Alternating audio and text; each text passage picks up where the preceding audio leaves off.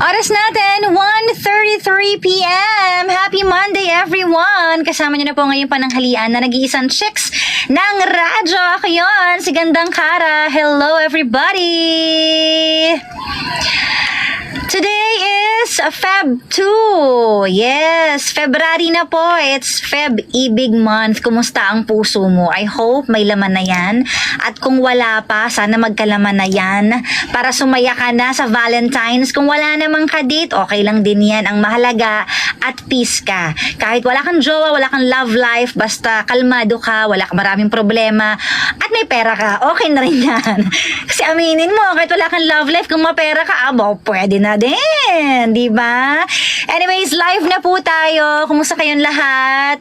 Yes, hello po sa TikTok world. Live na tayo dyan at ganoon din po sa FB world. Please like and share pag nakita mo to. Babatiin ko muna yung mga bisita ko, yung mga first time bumisita dito, si Clarissa at saka si Riza, di ba? Grabe naman yun, magkatunog pa kayo ng pangalan talaga, no? Oo. Mga dumalaw sa akin dito, akalain mo yun, first time daw. Sabi ko, buti naman, nagpunta kayo. Oo. Anyways, maraming salamat sa lahat ng mga nakatutok na. Yes, hello sa lahat ng mga nanonood na dito sa live Energy Love Lines for this afternoon, kung saan pwede kayong sumagot sa ating tanong. Ito na ang tanong. Paano kung hindi mo siya nakilala? Mas masaya ka ba ngayon? Again, paano kung hindi mo siya nakilala? Mas masaya ka ba ngayon? Yung parang tanong na to, parang pinapaisip ka na may pagsisisi ka ba, te? Ha?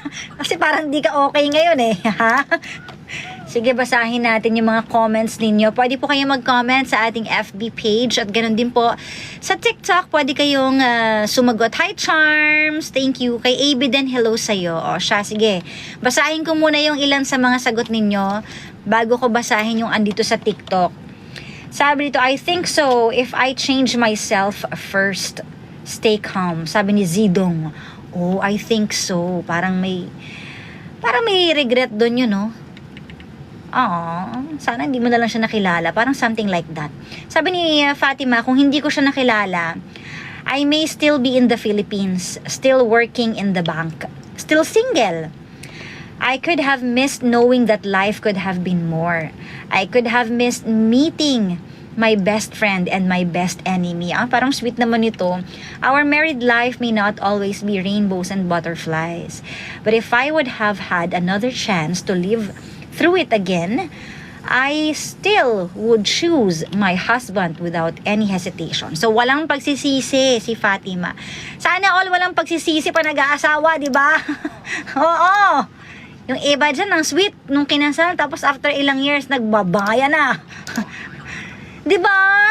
Ganun talaga. Yung iba nga, di ba, magkatabi yung pag sweet-sweetan sila, yung honeymoon stage, ika nga ng relasyon. Pag nagda-drive, isang kamay lang yung gamit, tapos yung kanang kamay naka-holding hands dun sa jowa. Tapos kada kiss nga, di ba? Sobrang sweet. Lagi may I love you, lagi may happy mansari, kahit ilang years na kayo, mansari pa din, lagi may gift, lagi may good night. Pero pag matagal na kayo, ang dalas nyo na mag-away. Tapos hindi na kayo nagpapansinan kahit nagda-drive. Wala na ring holding hands. Wala na ring kiss. Alam niyo ang tawag dyan, na-outgrow nyo na ang bawat isa.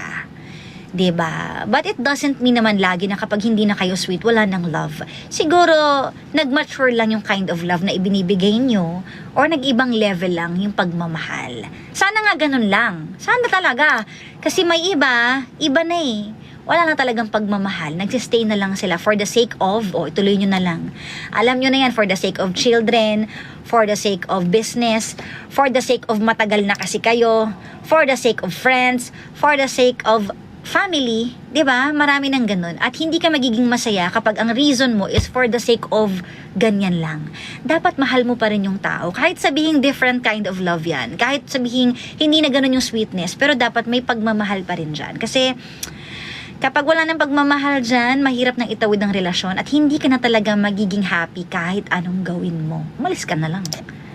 'Di ba? Grabe namang hugot natin yan agad-agad. Sige nga. Bago ako humugot na humugot, hugot yan for this Monday ha. Grabe, unang-unang araw ng linggo may hugot na tayo. Pero basahin natin yung iba sa mga messages nyo pa. Dito sa TikTok, sana all hindi na sisisi. Ako nagsisisi. Sabi ni Robicel. Ay, nagsisi. Wala tayong magagawa. Pinanindigan mo na yan. O, eto sabi ni Mocalicious, ako po hindi magsisisi na nakilala kong asawa ko. Super swerte ko sa asawa ko. Princess treatment since 2010. Ang sarap naman ng ganun. Alam niyo yun yung pinakamasarap sa feeling ng isang babae. Yung kahit matagal na kayo, ang turing niya pa rin sa'yo, prinsesa. Bakit kamo? Kasi may respeto. Yan dapat yung hindi nawawala. Pero kung yung jowa mo, nung umpisa, lahat binibigay sa'yo, ituring ka parang prinsesa, pero nung matagal na kayo, sinisigawan ka na sa harap ng marami, kinokontra ka na sa harap ng marami, 'di ba? Iba na yung trato niya sa'yo. Kung makautos, kunin mo nga yun. Wala nang, babe, pakikuha nga. Wala nang ganun no? 'Di ba? Totoo yan, nangyayari yan in real life. Tapos kung makipag-usap siya sa'yo, parang kapitbahay ka lang niya. Wala nang a touch of yung, oh babe, baka naman paalam lang ako, o kaya, sunduin mo ako mamaya, mga ganun. Wala nang ganon, kakalungkot yan kapag ganyan. Diba? So, sana ma-maintain. Kaya, shout out sa lahat ng mga prinsesa pa rin ang pakaramdam hanggang ngayon sa kanilang mga jowa. Ang swerte nyo. Diba? Kaya always ko talagang sasabihin ng paulit-ulit, maswerte talaga yung mga babaeng mas mahal sila ng lalaki. Ang sarap sa feeling. Though, syempre, hindi ibig sabihin nun, kalmado ka na, mas mahal naman ako niyan, okay lang yun. Hindi. Mahal mo pa rin sila. Kumbaga, there's love pa rin, di ba? Hindi naman pwedeng umaasa ka lang sa pagmamahal nila. Ikaw din, mahalin mo rin sila ng tama. Pero naniniwala kasi ako sa relasyon, mirror yan Kung paano ka tinitreat ng partner mo at ano yung ginagawa niya sa'yo, eventually, nagiging ganun din yung routine. Parang influence, di ba, sa friends? Kung ang pinipili mo mga kaibigan, ang influence ay maganda. Halimbawa, lagi siya nagdadasal, eventually natutunan mo na rin magdasal because of her. O kaya, lagi siyang kumakain ng pasta, eventually napakain ka na rin ng pasta. Dahil sa influence yan. So, ganun din sa magjowa. Piliin mo yung good influence sa buhay mo na partner kasi long time yan. 'Di ba? It's a long time relationship. 'Di ba? It's a promise in the future na hindi mo na pwedeng i-break. Kaya, galingan mo sa pagpili. Galingan nyo talaga. Ewan ko na lang. O, basa pa tayo ng ibang comments. Walang pagsisisi dahil sobrang provider at maalaga yung asawa ko. Thank you, Lord. Sabi ni Mami Ruby. O, ang swerte talaga kapag ganyan. Shout out talaga sa inyong lahat. Sa mga hindi naman, sa mga nakakaranas ng kamalasan, aray ko, sana mahanap nyo na yung taong re-respeto talaga sa inyo. Kasi naniniwala talaga akong love is respect. Kapag walang respeto yan, walang pagmamahal yan. Pakikisama lang yan. Diba? Ang pagmamahal ay kaakibat ng respeto. Kapag nire-respeto ka, ibig sabihin may pagmamahal talaga yan. Hindi pwedeng sabihin love lang, love you, mahal kita. Salita lang yun. Dapat pinapakita sa'yo in actions na nire-respeto ka as a person. Kahit pa magjowa kayo Diba? Kasi minsan nawawala na yan So, wag niyong kalimutan yung word na yan. Kasi, malaking impact niyan sa relasyon. Kapag yan ang nawala, delix na. Diba? Sabi dito, ba't kasi nakakapag-relapse? Ano na namang nire-relapse nyo dyan? Oo. Pero alam nyo, naniniwala din kasi ako na everything happens for a reason. Kung sino man yung taong na-meet nyo, kahit sabihing mali siya for you or nasaktan niya kayo, laging may lesson natutunan dyan. May natutunan ka sa kanya, may natutunan din siya sa'yo. Diba? Hindi lang siya basta dumadaan. Laging may lesson sa atin. Yun nga lang, hindi lahat ng dumadaan magsistay. Minsan, yung dumadaan, hanggang daan lang po talaga. Hanggang dun lang talaga para turuan tayo ng leksyon, may i-share lang sa atin, may reason lang, ika nga. Guys, thank you sa lahat ng mga nag-send. Tita Cora, salamat sa mga send mo at sa mga nag-send na hindi ko nabate. Thank you. Ha? Pinatay mo na? Hindi pa, bakit? Tapos tawag mo naman patayin. Ano na naman? Wala, nag-vlog lang ako. Ano naman yan? May dalang pagkain si Tita Cora, so kakain ako. Tsaka may pagkain pa Happy 70! Ay, wow! Oh! Kaya pala. Kaya ako nandito. Ikaw ang kauna-unahang nagregalo sa akin ng cake ngayong araw na ito. Happy 70! Bawal kayo mag-video, akin yung cake. Di naman yan vlog. Thank you. Ang advance mo naman. Kasi nakita ko kanina. Sa Wednesday pa. Hindi, nakita ko kasi isang tulog na lang, sabi mo. Oo. Eh, alam ko aalis ka ng bansa, kaya sabi ko, bigyan natin ng cake si Gandang Kara. Kaya nga, teka, Ayan. magbura ako ng ano kasi overtime. Sandali Patay tayo nito. Parang wala namang Teka lang, ito na. Lalagyan ko lang. Gumagana ba siya? Ang alin? Hindi kasi ganyan, ano. Ang bango ng cake. This is Ang bango ice ng cream cake. cake. Wow! Thank you for the gift. Ang kauna-una nagregalo sa akin. Happy anniversary! Happy anniversary! 7 years na pala ako. Happy anniversary! Mag-blow muna ako. Happy anniversary! Oh, mag-wish muna ako. Ano wish mo? Wala nang Sabihin hit. ko talaga dito. Wala nang hit. Wala nang hit. Parang kinakabahan ako sa wish ko. Go. Sana magkaroon ako ng peace of mind at sana makapagtrabaho ako. Kahit saan man. Oh, shucks. Makapagtrabaho ako. Wala pa ako sinabi ng maayos at yung masaya ko talaga. Okay. Issue. Title Issue. na yan. Wala akong sinabi sa iba ha. Ang sabi ko in general, makapagtrabaho.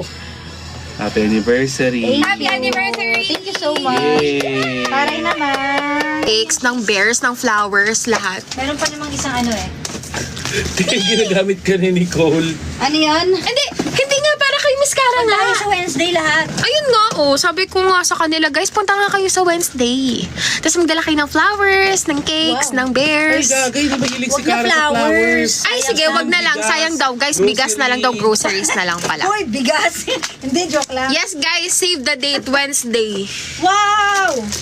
Papunta kami. Yay! Sige. Bulang sa baba yung libro mo.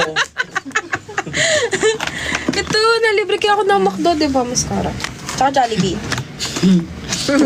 Mayaman yan. Hindi. Yung lutong bahay. Oh. Remember? Talaga ba? Tang ina. Uy!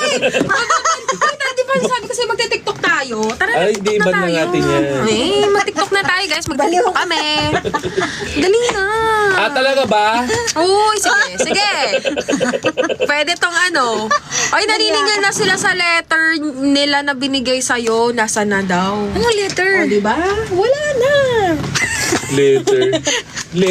Ang daming binasura ni Cara nung Hindi ako nagbabasura. tinapon niya. Grabe, wala Abangan niyo yung vlog ni Gandang Cara. Nag-serve siya ng mga Hindi letters, yan totoo. scrapbooks. Nagyakabama naman sila. Paano naman kayo sa sasakyan ko? Ano yan? Ito ba yung akin, te? Cake, gusto mo? cake. Te, ito yung Gusto mo? akin. Tapos may pizza doon. Oo, sa'yo yan, te. Baba niyo na to doon sa sasakyan na. Kayla. Irvin, paano naman ako, nak? Kilala Baba nyo? niyo naman, anak. Ito, saan Ay, sa guardian. Ano yan, cake mo? Nakita ba gusto mo? ang sasakyan ko sa Go, ground? kuha ka. Bigay ni ate Tita Cora. Oh, ni Nicole, te. Ayan. Sisirayan mo. I-restrict lang siya dyan Langyak. Hi, guys. Hi, guys. And... hindi ba? Baliw. Tara, may filter. Hi, Kayla. Hindi ko yun. Mga pangit kasi sila kaya sila nagpipilter. Paano yun, nak? Ba't ang laki ng mata mo? Ba't ganun yung mata niya? Ang laki, nakakatakot, gagi. Natin. Yun ang birthday ngayon. Hello! Today is the Anniversary ko nga. 7th year anniversary of your mom. Actually, it's a Wednesday pa. Bigay ni Tita Cora. Paano natin tama ni Tita Cora? Mas thoughtful ako kay Pajak. Baka marinig ko kayo. Ay, kahit marinig niya, hindi na siya manager. Hindi na sa Susi. Salamat na ka. Pagbaba namin. May ka mag-block ka ha. Oo, naka-block na ako. Kanino yan? Akin yan, no? Hindi. Doon ka kumain sa labas. Kumain sa labas para lalo tayo. Sige. Kainin ko pa sa app ng CCTV. Uy! Ay, ito. Gandang Cara. Maldita, bilisan mo doon ka sa labas. Manang-mana.